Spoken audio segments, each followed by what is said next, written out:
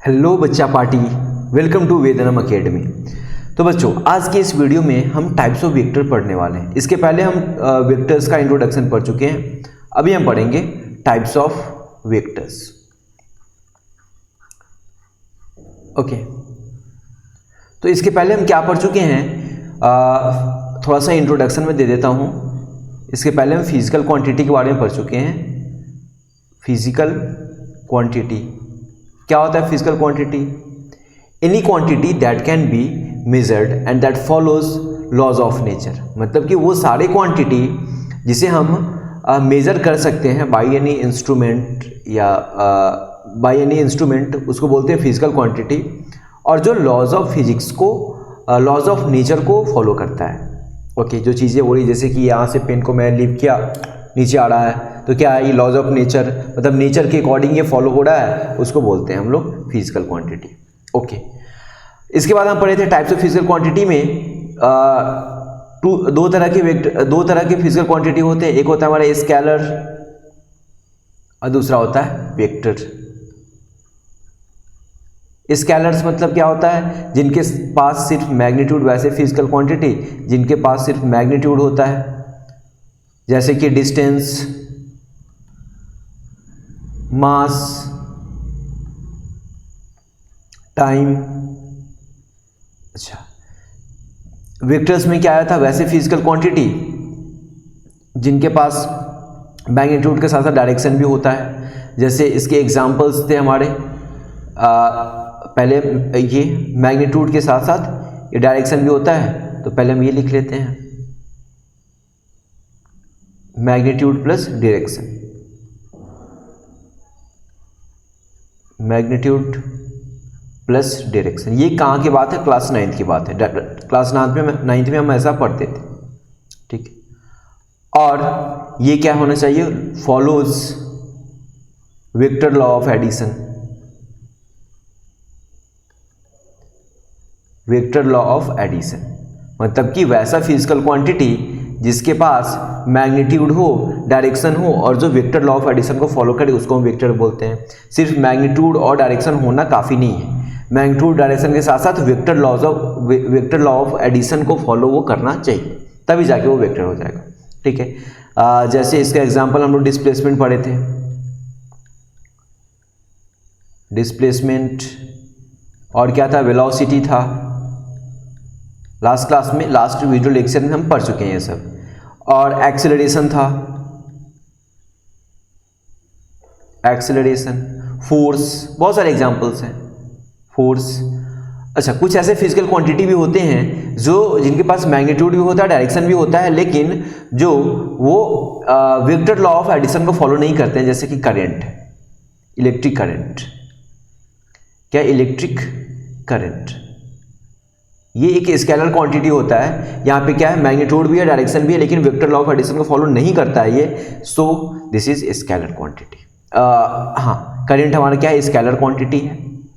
यहाँ पे वेक्टर्स में क्या है? मैग्नीट्यूड, डायरेक्शन और वेक्टर लॉ ऑफ एडिशन को फॉलो करना चाहिए। अभी वेक्टर लॉ ऑफ एडिशन क्या है हम नहीं जानते हैं, तो आगे हम पढ़ेंगे क्या है। अभी बस हमें इतना समझ लेना है कि हाँ, जो वेक्टर लॉ ऑफ एडिशन को फॉलो करेगा वही वेक्टर होगा। अभी होता क्या ये आगे पढ़ेंगे अभी हम।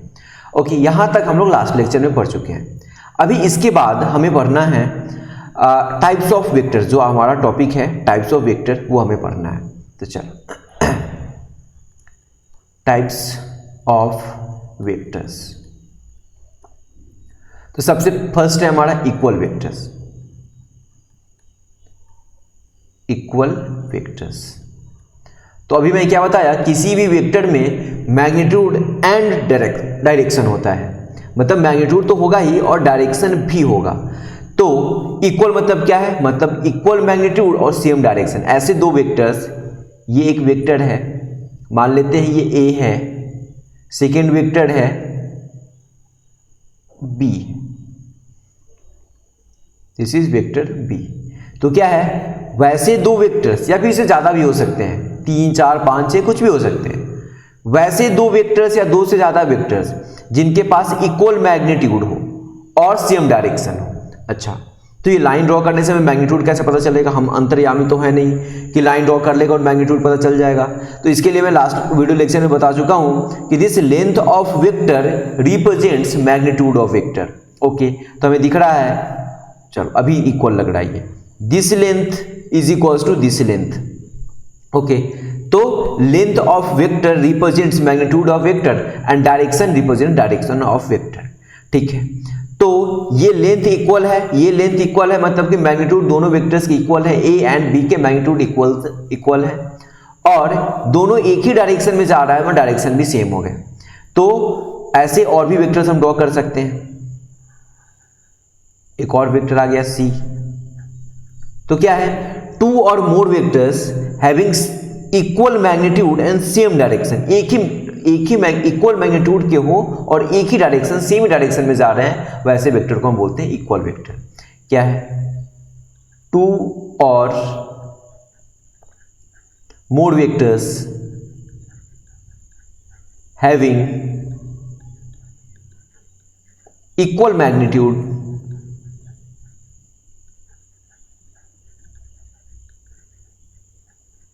एंड सेम डायरेक्शन,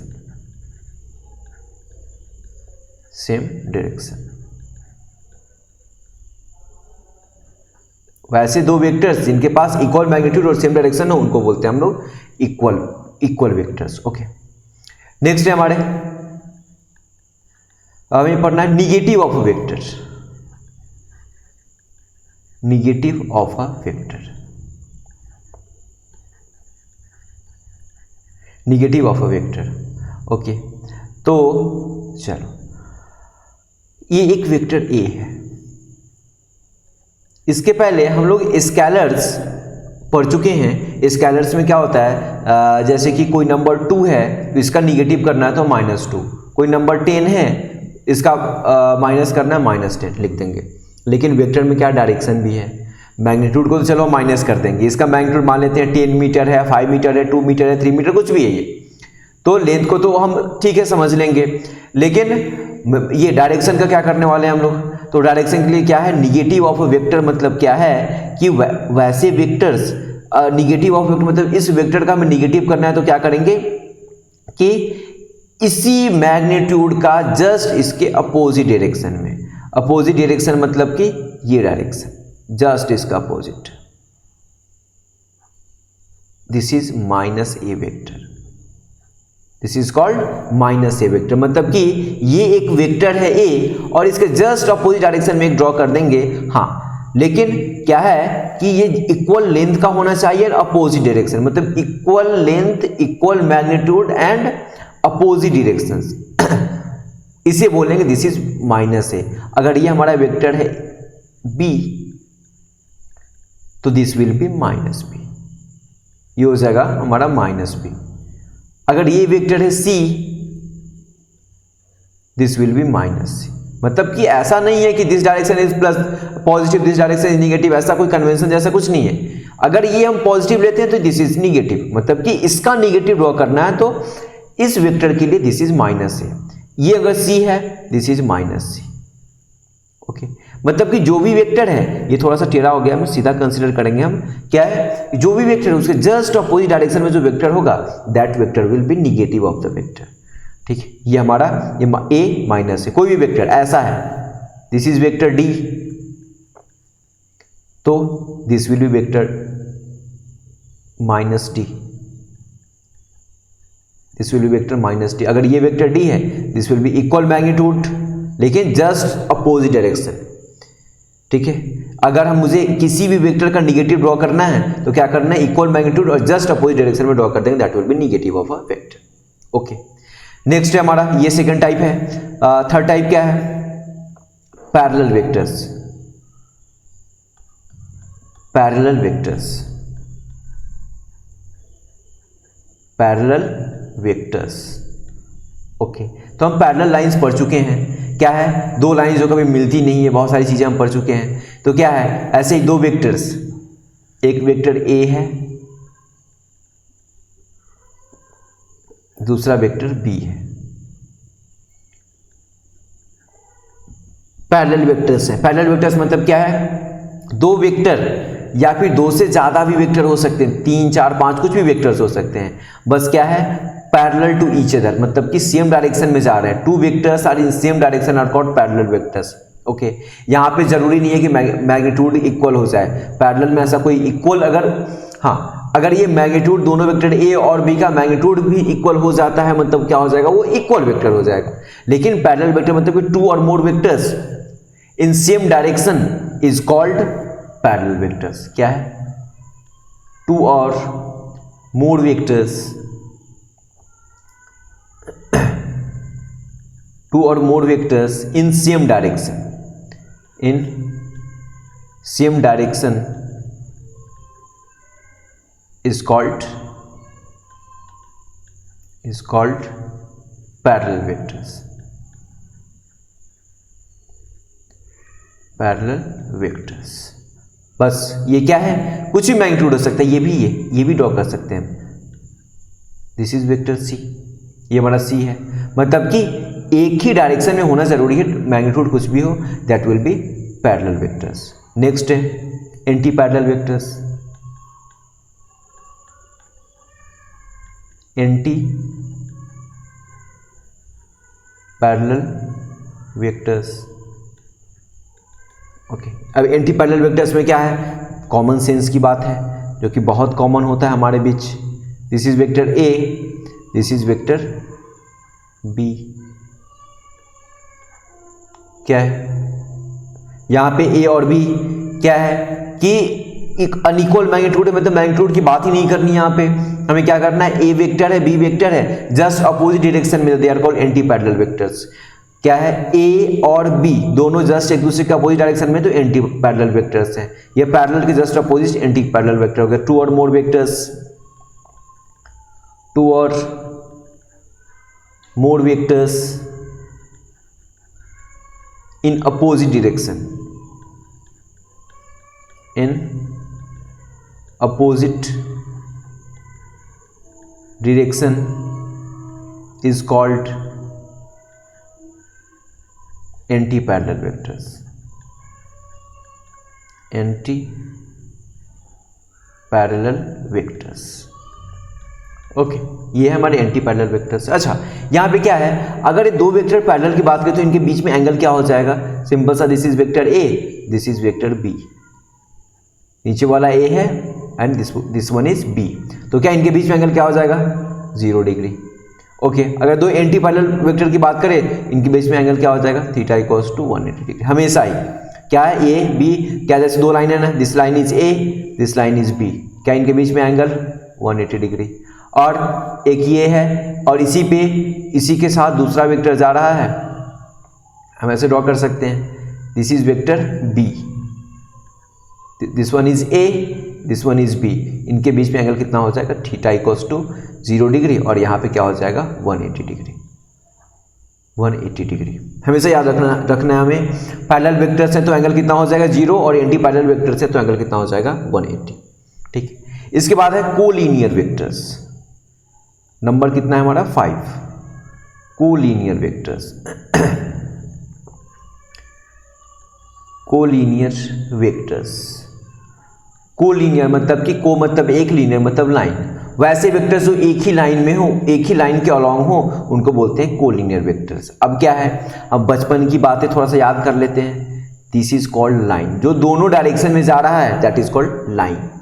ओके, तो ये दोनों डायरेक्शन में जा रहा है, मतलब कि क्या है, पहले मैं इसका डेफिनेशन लिख देता हूं पहले। क्या, 2 और मोर वेक्टर्स, 2 और more vectors along same line, along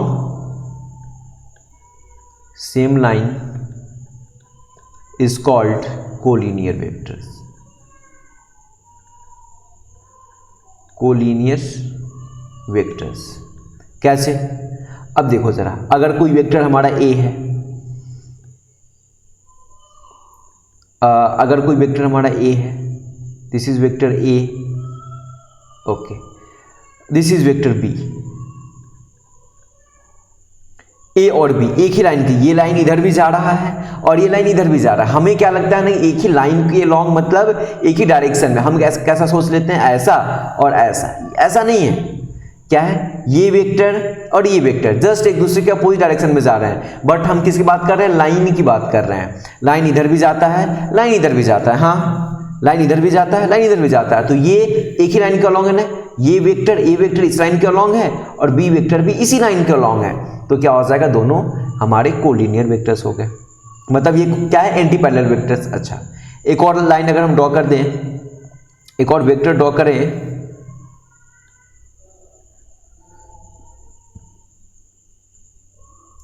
ये वेक्टर है सी, ये वेक्टर है सी।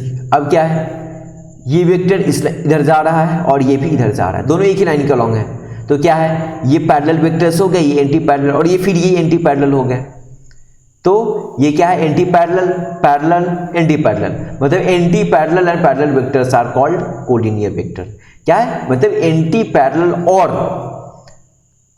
Anti parallel and anti parallel and parallel vectors, मतलब वो वेक्टर्स क्या हो जाएंगे, are collinear vectors, are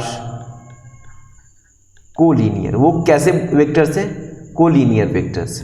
anti parallel और पैरेलल वेक्टर्स कैसे, कोलिनियर, मतलब एक ही लाइन के अलॉन्ग। हमारा कॉन्सेप्ट कैसा रहता है, लाइन कोलिनियर मतलब एक ही लाइन के अलॉन्ग ऐसा ही जा रहा है, नहीं, लाइन इधर भी जाता है इधर भी जाता है, तो ये दोनों कोलिनियर है, ये दोनों तो कोलिनियर है ही, और ये दोनों भी कोलिनियर है, ये इसी लाइन के अलॉन्ग जा रहा है और ये हमारा इसी लाइन के अलॉन्ग जा रहा है, तो ये कोलिनियर वेक्टर्स हो गए। ओके, तो ये नंबर था हमारा 5।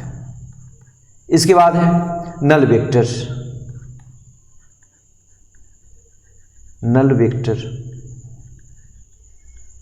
जैसे ऐसा वेक्टर जिसका मैग्नीट्यूड 0 हो जाए, ठीक है, इसके एग्जांपल हम आगे पढ़ने वाले हैं। The vector whose magnitude is 0 is called null vector. कैसे होगा उसके बारे में हम आगे पढ़ेंगे। द वेक्टर, आगे के वीडियो लेक्चर में हम पढ़ेंगे। द वेक्टर, बस टाइप ऑफ वेक्टर पढ़ रहे थे तो ये मैं बता रहा हूं। The vector whose magnitude is 0 is called null vector। null vector, okay, मतलब अच्छा, इसका डायरेक्शन क्या है, इट्स डायरेक्शन इज आर्बिट्रेरी। अभी हम इसके बारे में फिर से डिस्कस करेंगे आगे। डायरेक्शन इज आर्बिट्रेरी, किसी भी डायरेक्शन में हो सकता है, डायरेक्शन फिक्स नहीं रहता, आर्बिट्रेरी डायरेक्शन है, मतलब कि हाँ वेक्टर है, मैग्नीट्यूड 0 हो सकता है, डायरेक्शन का जिक्र नहीं है, मतलब डायरेक्शन कुछ भी हो सकता है। आर्बिट्रेरी डायरेक्शन होता है, डायरेक्शन को हम खत्म नहीं कर देंगे।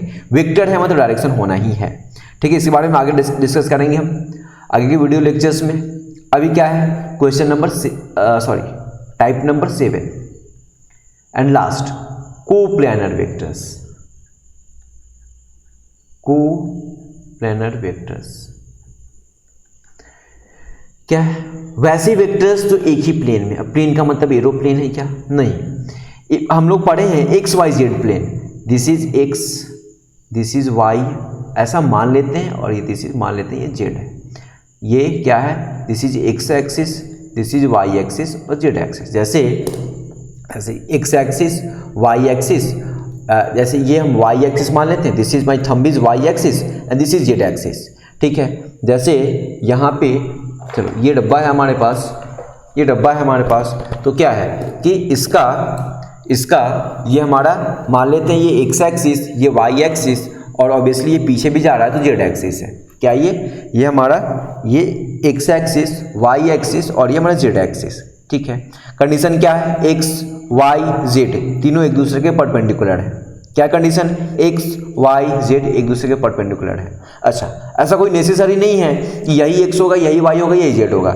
ये भी एक्स हो सकता है, ये भी वाई, ये भी जेड, ये एक्स, ये वाई, ये जेड, कुछ भी हो सकता है। बस कंडीशन क्या है, एक दूसरे के परपेंडिकुलर। यहाँ पे एक्स और वाई के बीच में एंगल 90, वाई और जेड के बीच में एंगल 90, और एक्स और जेड के बीच में एंगल 90 होना चाहिए हमारा। ये कंडीशन है हमारा कोप्लेनर, ये एक्स वाई जेड एक्सिस का। अभी देखो ये एक्स और वाई को तो हम यहाँ पे ड्रॉ कर सकते हैं, क्या है, प्लेन में है हमारा, तो क्या है यहाँ पे x और y को ड्रॉ कर सकते हैं, लेकिन z वाला क्या हम ऐसे ही लेके थोड़ी ऐसे प्लेन सरफेस से बाहर बैठे रहेंगे हम लोग, नहीं। तो क्या है, ऐसा माना जाता है, ऐसे हमने मान लिया कि दिस वेक्टर है, जो प्लेन से बाहर का जो वेक्टर है उसको हम लोग बोलते हैं जेड प्लेन, ऐसे हम ऐसे ड्रॉ कर देते हैं। कंडीशन क्या है, बस दोनों के बीच में एंगल 90, हमेशा ही एंगल 90 होना चाहिए। ओके अच्छा, अगर हम ऐसे इसको ऐसे मैं बेंड कर दूं तो क्या, ऐसे मैं घुमा दूं इसे, तो क्या हो जाए, अभी भी x, अभी भी y, अभी भी z, मतलब उससे कोई फर्क नहीं पड़ता है कि घुमाया जाए कैसे हो, ये हम रख सकते हैं। बस कंडीशन, एक ही कंडीशन है कि ये एक ही मतलब उनके बीच में एंगल कितना हो जाए, 90। ओके, तो अभी क्या है कि ये एक वेक्टर, यहाँ पे एक वेक्टर है, ये एक वेक्टर है और दूसरा एक वेक्टर है, ऐसे, ठीक है। ये क्या है, x और y, अगर मैं अभी के लिए इसे x मानूं, ये हमारा y हो जाएगा, तो अभी के लिए x, ये y, तो क्या हो जाएगा कि दिस इज x y, ये क्या है, x y प्लेन में है। मतलब वैसे वेक्टर्स जो एक ही प्लेन में हो, ठीक है। यहाँ पे कितना प्लेन हो सकता है, जैसे ये x y तो x y प्लेन, अच्छा ये y और ये z तो ये y z प्लेन, और ये x और ये z तो दिस प्लेन इज, ये पीछे वाला प्लेन हो जाएगा x z प्लेन। तो x y plane, y z plane, x z plane.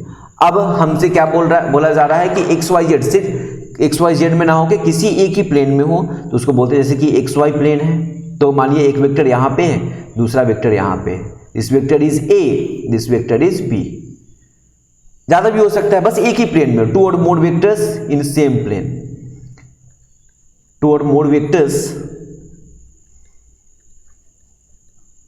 In same plane, in same plane is called coplanar vectors, coplanar vectors, ठीक है।